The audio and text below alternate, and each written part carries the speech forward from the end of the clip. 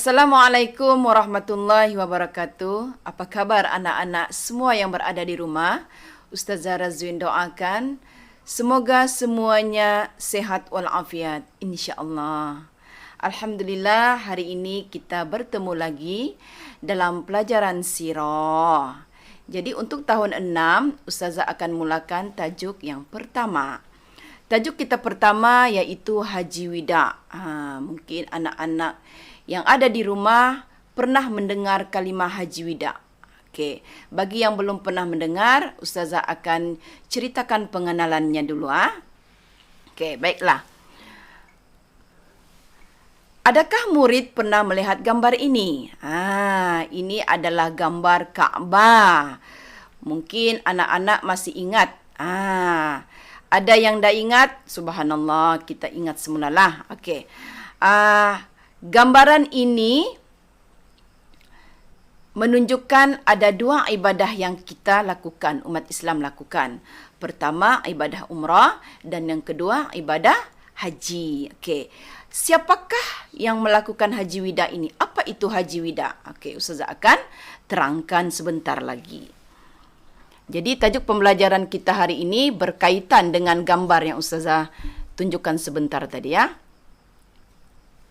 Okey, apakah maksud Haji Wida?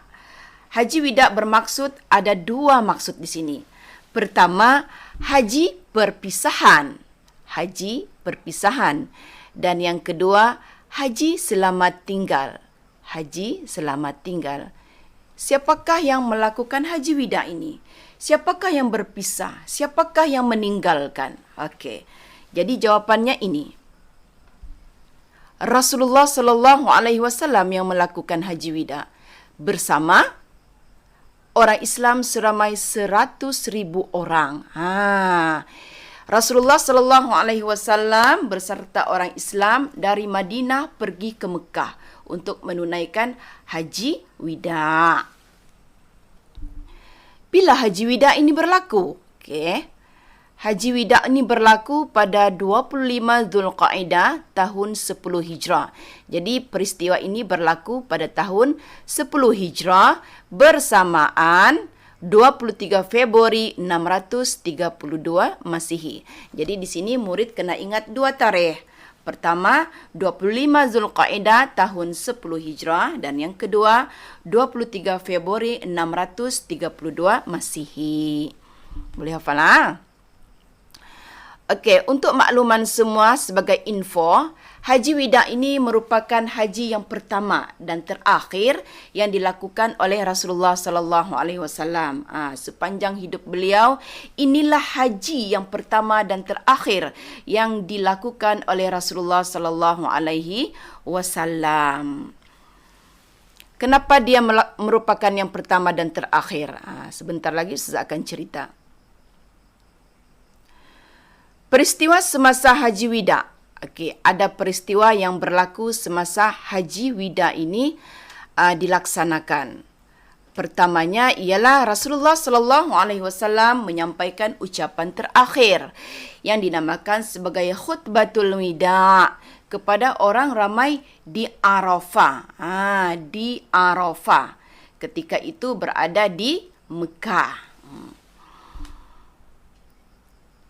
Di antara isi-isi khutbah Rasulullah sallallahu alaihi wasallam semasa di Arafah itu, antara isi-isi khutbahnya sebenarnya banyak lagi, tapi saya akan baca mengikut buku teks yang telah disediakan. Pertama, menegaskan tentang keesaan Allah Subhanahu wa taala. Rasulullah sallallahu alaihi wasallam memberitahu orang ramai ketika itu tentang keesaan Allah Subhanahu wa taala. Maksud esa ialah satu. Menegaskan tentang Allah itu hanya satu. Dan yang kedua, persamaan hak antara semua manusia tanpa mengira bangsa atau keturunan. Maksudnya kita sekarang ni lah. Ini adalah pesanan isi khutbah Rasulullah sallallahu alaihi wasallam. Tidak mengira siapa sahaja, kita sama. Okey. Yang ketiga, persaudaraan yang erat sesama Islam. Kita sebagai umat Islam kena sama-sama bekerja sama, tidak boleh bergaduh-gaduh. saling bertoleransi. Itu maksudnya, persaudaraan yang erat sesama Islam. Yang keempat, kelebihan seseorang di sisi Allah Subhanahu wa taala hanya dengan takwa. Ini sudah diterangkan oleh Rasulullah sallallahu alaihi wasallam bahawa seseorang terlalu orang itu terlalu ditinggikan martabatnya apabila ketakwaannya kepada Allah Subhanahu wa taala meningkat. Takut kepada Allah.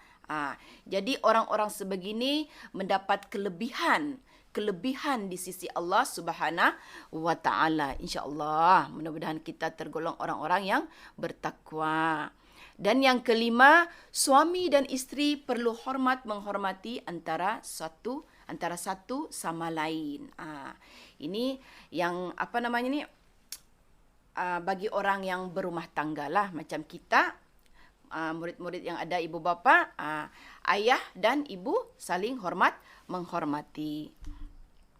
Okey, selain khutbah, selain peristiwa khutbah semasa Haji Wida itu, ada lagi peristiwa yang berlaku yang umat Islam wajib ingat. Apa peristiwanya tu? Okey, pada 9 Zulhijjah semasa di Arafah turun ayat Al-Quran yang menjelaskan kepada umat Islam bahawa agama Islam telah lengkap dan sempurna.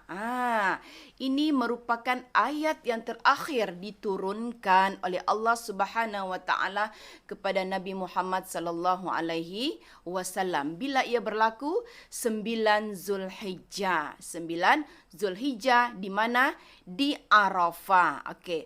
Ayat itu adalah surah Al-Maidah ayat yang ketiga. Okey. Ayat yang ketiga yang menerangkan bahawa agama Islam ini telah lengkap dan sempurna. Kita saksikan apa ayatnya. Okey, ini adalah ayat yang terakhir diturunkan oleh Allah Subhanahu wa taala. Firman Allah Subhanahu wa taala, Bismillahirrahmanirrahim. Al-yawma akmaltu lakum dinakum wa atmamtu alaikum ni'mati wa raditu lakumul Islam madina. Sadaqallahul azim. Maksudnya, pada hari ini telah aku sempurnakan untuk kamu agamamu.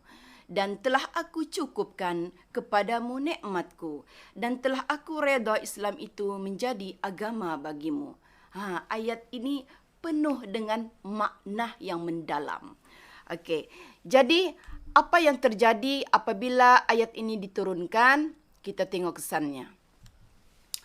Ini kesan yang sangat mendalam untuk sahabat Rasulullah sallallahu alaihi wasallam, sahabat baginda yang bernama Sayyidina Abu Bakar menangis mendengar Rasulullah sallallahu alaihi wasallam membaca ayat 3 daripada surah Al-Maidah.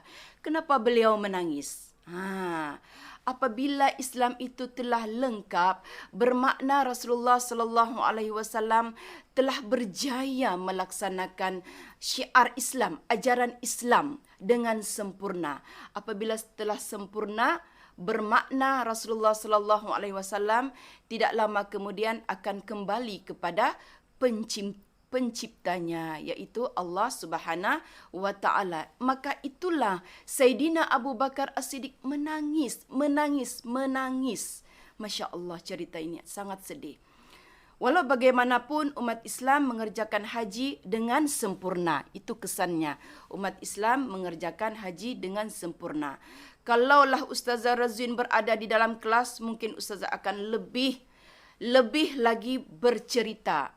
Tapi oleh kerana Ustazah hanya menggunakan rekod, Ustazah akan sekat cerita ini di sini. InsyaAllah apabila kita diberi peluang untuk berjumpa di kelas nanti, Ustazah akan ulang cerita ini. Semoga murid-murid dapat manfaatlah daripada apa yang Ustazah kongsi kepada kamu hari ini. Jadi, sebagai tugasan murid, Alhamdulillah selesai sudah Ustazah punya penerangan. Sebagai tugasan murid di rumah, Ustazah minta semua murid boleh rujuklah di muka surat 5 buku teks tahun 6. Okey, di sini ada disediakan soalan latihan 1. murid-murid boleh semua membaca. InsyaAllah kan boleh baca. Jadi di sini ada 5 soalan. Jadi semua murid kena jawab soalan itu. Terus saja jawab. Tidak payah lagi salin soalan. Tulis nombor 1 macam Ustazah Razwin selalu buat tahun-tahun yang sudah. Tulis di dalam buku tulis. Kemudian bolehlah maklumkan kepada Ustazah Razwin bahawa tugasan kamu telah pun selesai. Alhamdulillah. Okey, sampai di sini sajalah penerangan Ustazah. Semoga kita berjumpa lagi di masa akan datang. Sekian. Wassalamualaikum warahmatullahi wabarakatuh.